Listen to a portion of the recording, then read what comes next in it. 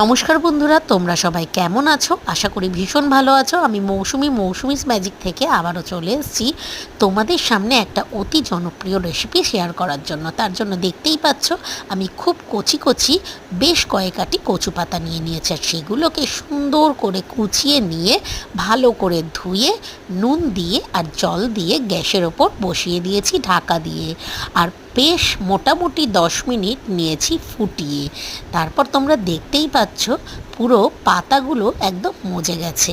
তারপর সেটাকে একটা ছাঁকনির মধ্যে ছেঁকে নিয়েছি, আর চেপে চেপেই চপার দিয়ে আমি জলটাকে ফেলে দেওয়ার চেষ্টা করেছি। তোমরা পারলে হাতা দিয়েও করতে পারো, আর যেহেতু কচু তাই গলা ধরার একটা ব্যাপার থাকলেও থাকতে পারে, তাই আমি একটা হাফ পাতিলেবুর রস এই সেদ্ধ করা কচু শাকটাতে দিয়ে দিয়েছি। তারপর এখানে মিক্সার গ্রাইন্ডারে সাদা কালো সর্ষে, পোস্ত আর কাঁচা লঙ্কা ভালোভাবে পেস্ট করে নিয়েছি। পেস্ট করে নেওয়ার পরই বসিয়ে দিয়েছি কড়াই, আর দিয়ে দিয়েছি ওর মধ্যে সর্ষের তেল। হ্যাঁ, তোমরা কিন্তু অবশ্যই এই রান্নাটা সর্ষের তেল দিয়েই করো। তারপর তেলটা গরম হওয়ার পর একটু চিংড়ি মাছ নিয়ে নিয়েছি নুন হলুদ দিয়ে মাখিয়ে, আর সেটাকে লাল লাল করে ভেজে নেওয়ার পরই দিয়ে দিয়েছি সেই সর্ষে পোস্তর মিশ্রণটা। তারপর আরও ভালো করে কষিয়ে দিয়ে দিয়েছি এই যে জল ঝরিয়ে রেখেছিলাম শাকটা, সেই শাকটা।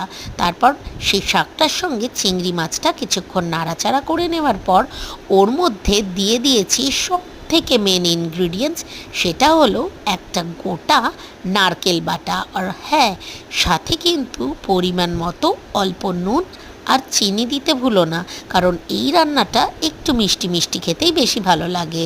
তারপর আরও কিছুক্ষণ কষিয়ে নিয়ে এর মধ্যে দিয়ে দিয়েছি গোটা 4-5 কাঁচা লঙ্কা, আর তারপর ঢাকা দিয়ে কিছুক্ষণ আরও রান্না হতে দিয়েছি। ঢাকাটা 10-15 মিনিট পর সরিয়েই হালকা আছে কিন্তু ঢাকাটা থাকবে, দেখতেই পাবে চারিদিক থেকে কি সুন্দর তেল ছেড়ে এসছে। তারপর তোমরা চাইলে এর ওপরে কিন্তু ফ্রেশ ক্রিম দিতে পারো, আমার বাড়িতে ছিল না তাই আমি আর ইউজ করিনি।